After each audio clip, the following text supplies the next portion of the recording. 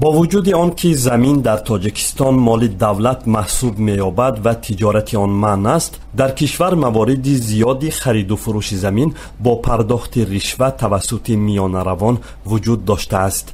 در نیم سال اول سال روان، دو کارمند کمیته زمین در ولایت سوغد با اتهام قلابی و گرفتن پاره با وعده دادن قطعه زمین به ساکنان دستگیر شدند.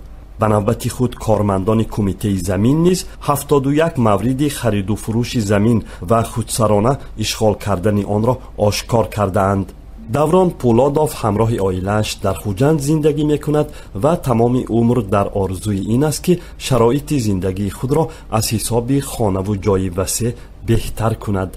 با امید بنیاد خانه نو سال 2016 با کمک میانه‌رو در خوجند دو قطعه 6 ساطخی زمین را با ارزش $14,000 صاحبی کرد، ولی او میگوید بعد معلوم گردید که سندهای این زمین ها تقلبی اند. حالا او نه زمین دارد و نه پول و تلاشش برای حداقل برگردانیدن $14,000 بی نتیجه بوده است. نه دادیشان نه زمین نه پول، گناهکارای اصلی برای جوابگیری کشیده شدن کار کردن آنها. مثل مصاحبم 23 ساکن دیگری خوجند برای صاحبی به 6 ساطخ قطعه زمین و بنیاد خانه استقامتی از 7 تا $20,000 پول دادند. همه آنها خود را فریب خورده مینامند و تلاش دارند از راه دادگاهی پولهای خود را از دست میانه روان و مسئولان رویانند. مقامات کمیته زمین ولایت سوغد میگوید که در 6 ماه سال جاری 71 مورد خرید و فروش زمین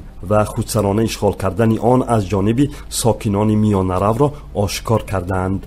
دو کارمند اداره زمین نیز با اتهام قلابی و گرفتن رشوه با وعده دادن قطعه های زمین به ساکنان دستگیر شدند.